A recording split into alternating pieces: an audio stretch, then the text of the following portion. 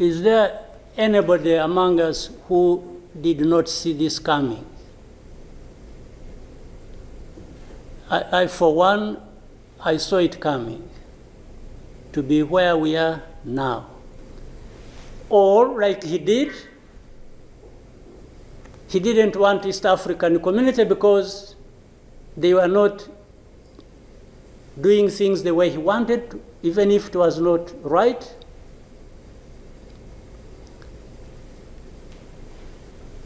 He got rid of them and he decided to bring in SADC. SADC was,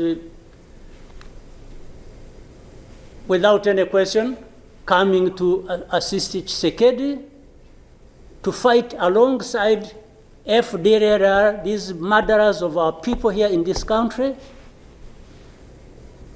to fight against mercenaries, and to have Burundi on ethnic political basis decide to support Tshisekedi in whatever endeavor, including exactly doing what those murderers did to our people and what they are doing in Eastern Congo. For the last 2 days, on Monday and today this morning, I spoke with the President of South Africa, who sought me out to speak with me on this matter because of their involvement in Eastern Congo. And he's also there pretending to be playing a peacemaker role.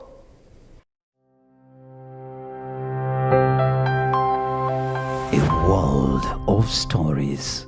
Thank you, Chairman of our community. I want to associate myself with what has been said, especially what our sister President Samia Suluhu has just mentioned. But before that, let me raise a couple of questions maybe to guide us. I don't know if that is possible. One, is there anybody among us who did not see this coming? I for one, I saw it coming to be where we are now. I saw it coming because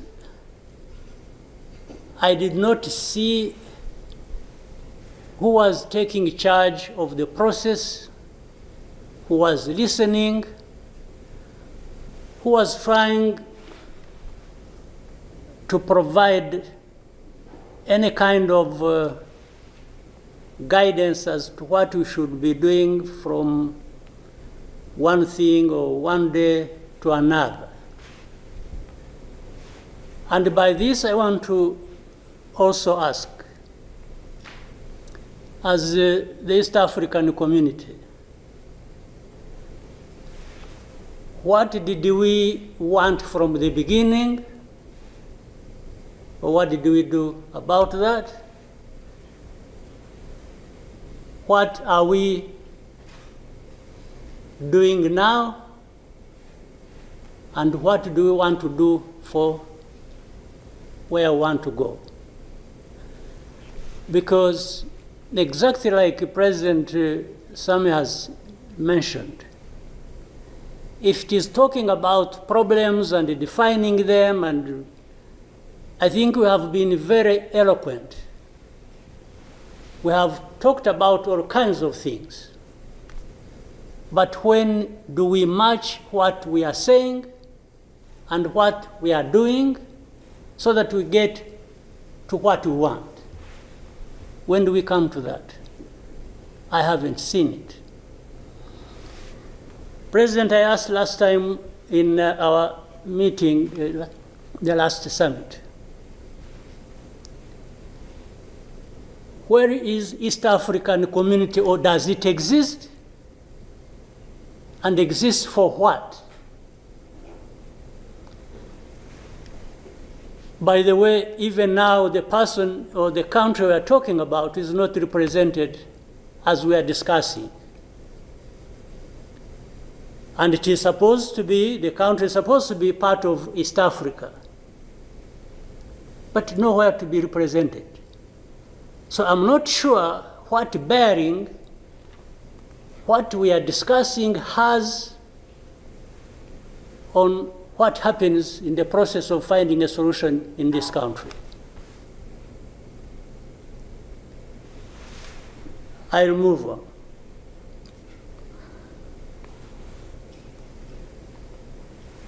The conflict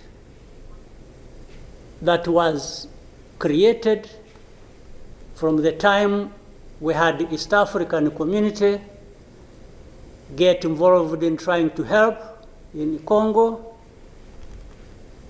and later on when the East African force was trying its best and we are seeing progress,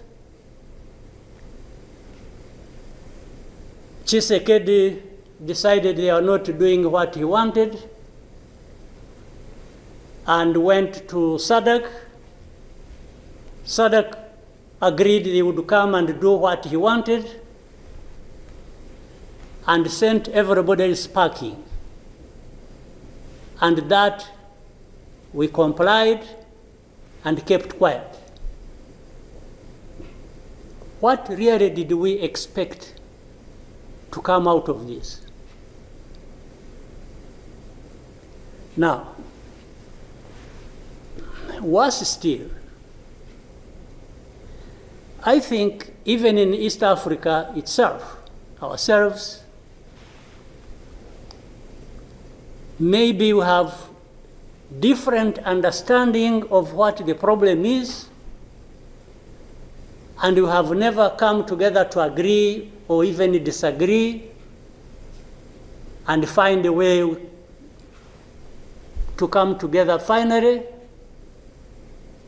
to do what we ought to do to deal with this problem. Or we simply decided, each country, to move on its own with a different agenda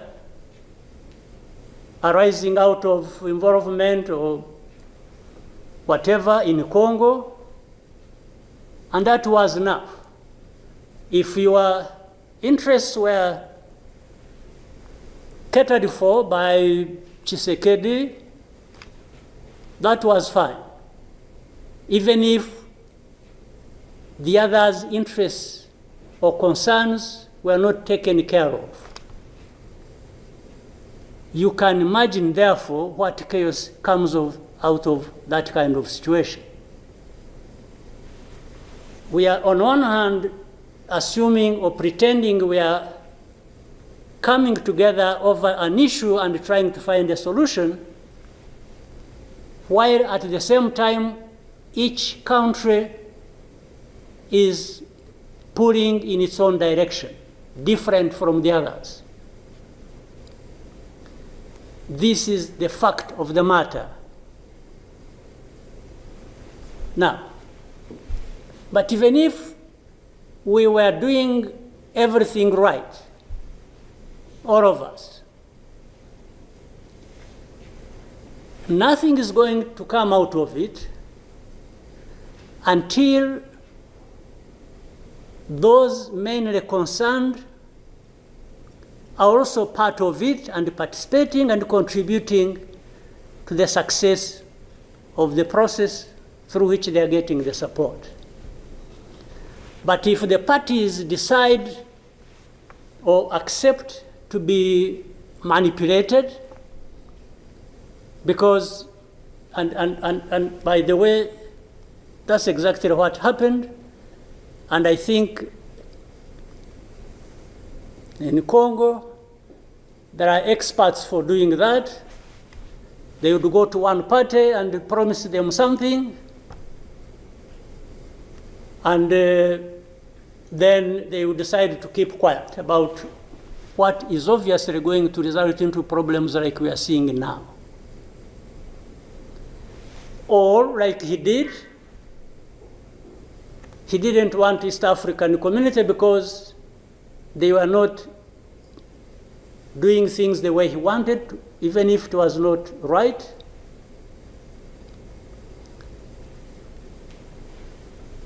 He got rid of them and he decided to bring in SADC. SADC was,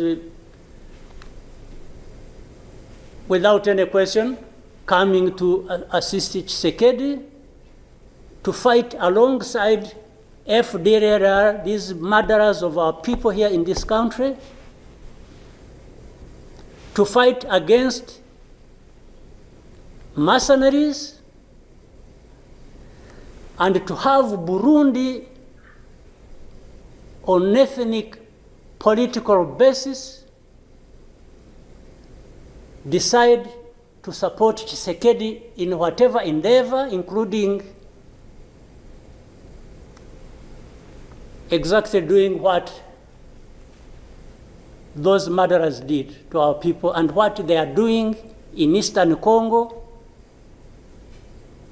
They have displaced people, they have killed people, they have persecuted them on a daily basis for who they are. We have refugees here who have been here for the last 20 plus years, just dislocated from Congo and sent to Rwanda because they say these are ethnic Tutsis and therefore they belong to Rwanda, they don't belong there. And everybody is around. I don't know how many entities we have in Congo, honestly. We have MONUSC, we have SAMI DRC, we have mercenaries, we have Burundi, we have FDLR that has joined them. And everybody is there watching this thing, and we pretend it's like we don't understand what has been going on for all these years. And then when things like this of last week erupted, we behave like we are surprised or we are concerned about humanitarian crisis, about this and that. Isn't persecuting and killing people and displacing them part of that humanitarian concern? So as East Africans, we sit here and then do what about it? For the last 2 days, on Monday and today this morning, I spoke with the President of South Africa, who sought me out to speak with me on this matter because of their involvement in Eastern Congo. And he's also there pretending to be playing a peacemaker role. And he has a force that has been fighting alongside FDLR and has been fighting the M23 on the instructions of Tshisekedi, because these are people who are not supposed to be in Congo, that these are from Rwanda, or the M23 are not Rwandans, please. These are Congolese, and one time he accepts it, then another time he says, no, part of it is yes, and then the other part is from Rwanda, and these are the. He keeps on going. And how do we, leaders of our own countries, accept this to go on forever and just accept that we shall be manipulated by Tshisekedi or whoever is supporting him? And South Africa dares even issue threats about what is likely to happen after that, and so on and so forth. Of course, we will see what threats they are talking about. maybe they should have done that exactly for which they have been issuing threats. They should have done it to clean up the mess in Eastern Congo, or to fight back those who have been trying to clean up the mess. So then you have the whole international community just confused. They talked about Rwanda, they talked about the Nairobi process. Honestly, even here, maybe you will help me understand what all this means. The processes became an end in themselves. And the people leading these processes became more important than the results of the processes. The Nairobi process became a Uhuru process. Then the Rwanda process, it's like you can't say anything that will displease President Lorenzo. Definitely, this does not help deal with such a serious matters as we are faced with today.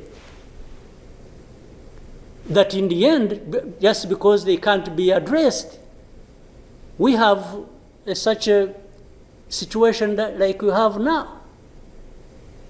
And if anybody, and above all, I don't understand how Tshisekedi keeps thinking that he will resolve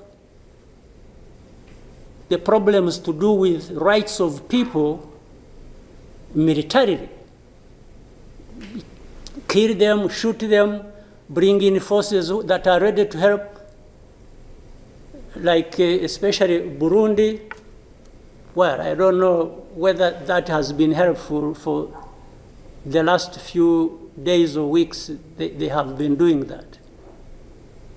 So I want us to, Chairman, Your Excellencies, I want us, whatever we are saying and whatever we intend to do, we capture the context rightly and then proceed based on that, and maybe we can get somewhere. But otherwise, if we keep saying good things, saying that, and to each other being nice, and then each one fulfilling their own interests other than others' interests, the common interests we have as East Africans, then I don't see how we are going to contribute effectively to finding a solution. But really, to have even had East African community expelled from Eastern Congo and everybody complied and then there was quiet, it's as if it was normal or that is okay. Everything dictated by the country or the person we are trying to help. I didn't understand that. And that's where we are now. That's how we are here, where we are. So let me maybe for now stop here. I would really want to hear advice of others, but I think it's not just a plaything. It's not, it's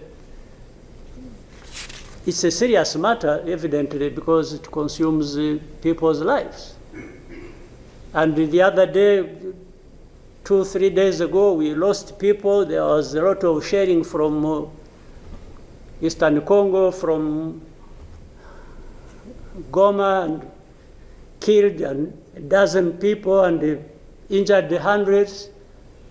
We will definitely take care of that. There's no question about it. Thank you, Mr. Chairman.